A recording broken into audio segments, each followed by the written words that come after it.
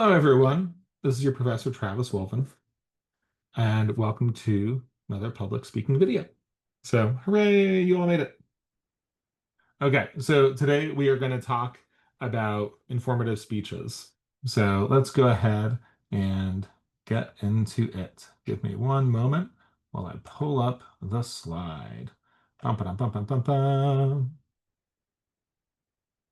Okay, here we are.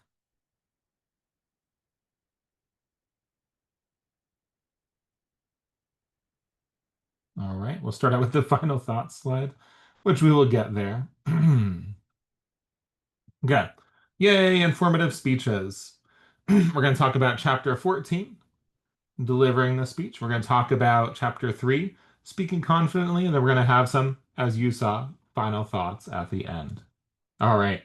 The book goes over impromptu, extemporaneous manuscript and memory type of speeches, right? So impromptu is kind of where you're given a topic right there. Extemporaneous is when something kind of pops up. It's a lot of times how stories and conversations happen, right? Manuscript is as you'd think. You'd be reading it off a manuscript, and memory is ta-da from your memory.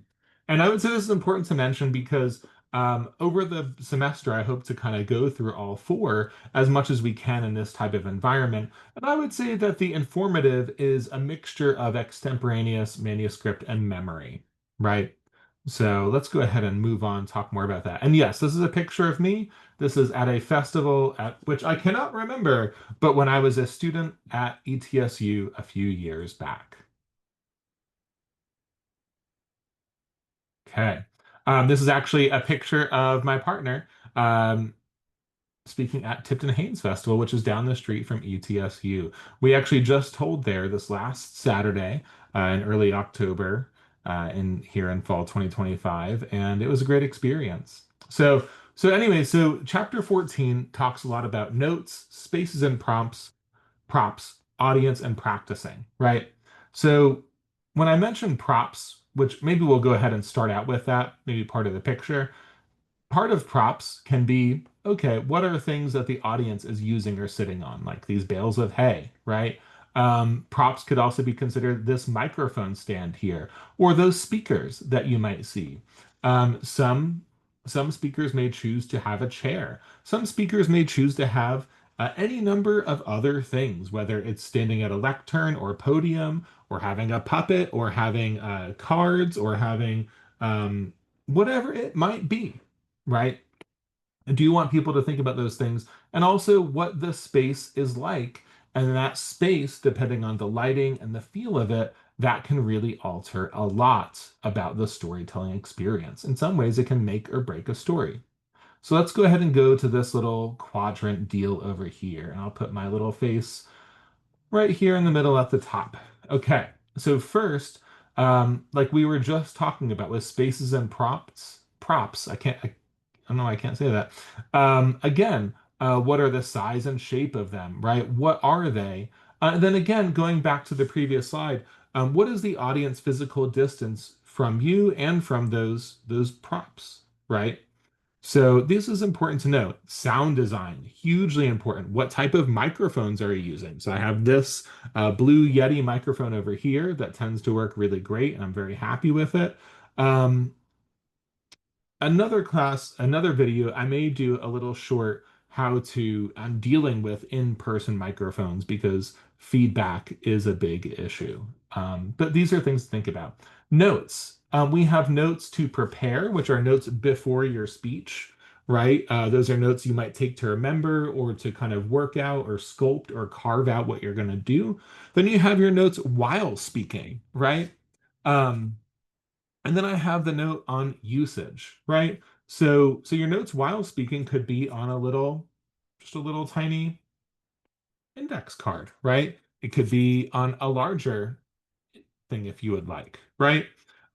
So what does that look like? And then when I talk about usage, right, is it just one card that you have it on? Is it multiple cards? If you get the cards mixed up, how will you tell the difference? Is there a number on each one? Will you have them in your pocket? Will you be holding them on stage? Many of these things are important to think about. Finally, also with notes, we have our phones. right? And so that's another part to think about with notes. I would say try not to use your phone unless absolutely necessary. It tends to not look as professional, and then you run the risk of distractions, different kinds of things going on. And oftentimes, older audiences may feel really mixed if you're using your phone for your notes. Um, so just think about those things. Audience. That is maybe the most important parts in this bottom left quadrant over here. So we moved from spaces and props to notes on the top left to now we're in audience on the bottom left. What are their needs? Do they need to be entertained? Do they need to be informed? Right? Are they hungry? Are they tired? What are their needs? Their needs for you and their needs in general, right? That changes everything. It changes everything so much. And depending on their needs, you might could work it into your presentation or your story and it could become more connective.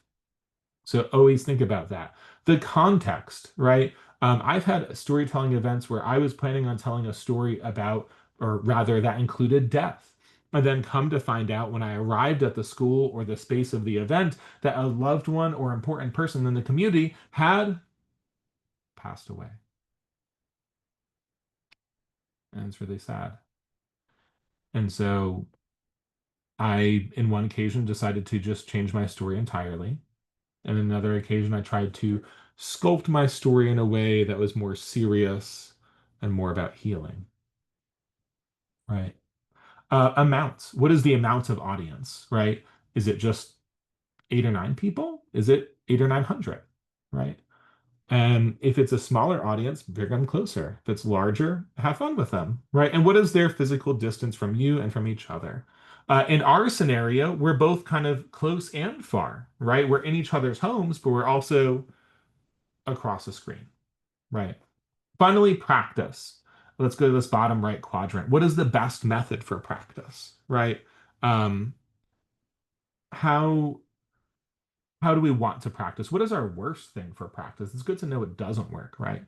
I have this in quotes, talk about it with others. One way to practice your speech or your story is to say, hey, I want to talk about it with you. And then once you start talking about it, you'll notice you kind of start doing it. So that is always a good way to get started on it, is just to say you want to talk about it, right?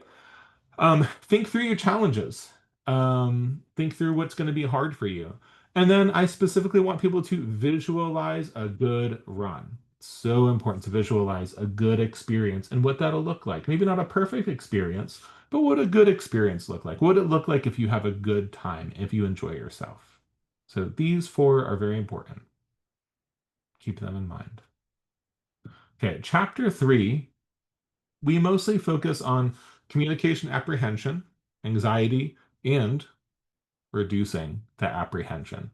And for this, I'm just going to mostly focus on reducing the apprehension. Um, so I have this picture of a nervous system here because, let's go back.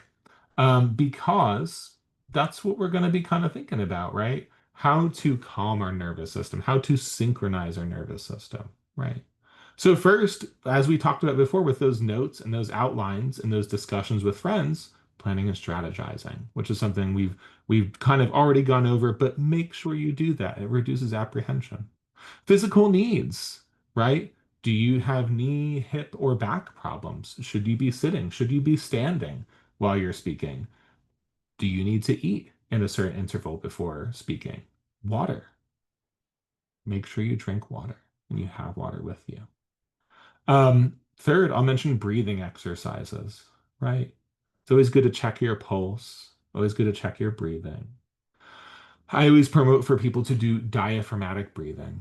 So I want everybody to take your dominant hand, whichever one that is, and put it in front of your face. And I want you to blow hot air, right? Now, when you do that, now I want you to do it again. Take that dominant hand and then put your other hand over your belly and blow hot air. Okay.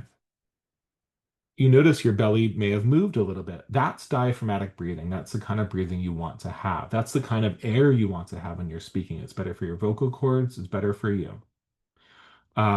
One breathing exercise that can bring this about is called square breathing, right? And so, a square breathing, we want to do diaphragmatic breathing. So, maybe keep your hand on your belly to notice that. And it's an exercise where it's kind of how it sounds. You make a square, you breathe in, you hold, you breathe everything out, and you hold with nothing in your lungs, right? You go up to whatever counts that you want to go up to. Some days, for me, it's 4 or 5 counts. Some days it's 8 or 9 counts, right? And you don't have to go exactly in a square. You can breathe in for 8 counts. You can hold for 5 or 6, breathe out for 4 or 5 counts, and then just hold with nothing in your lungs for 3 or 4, right? But when you do that square and do that, I would say put on a timer and do square breathing for 30 seconds to a minute, right?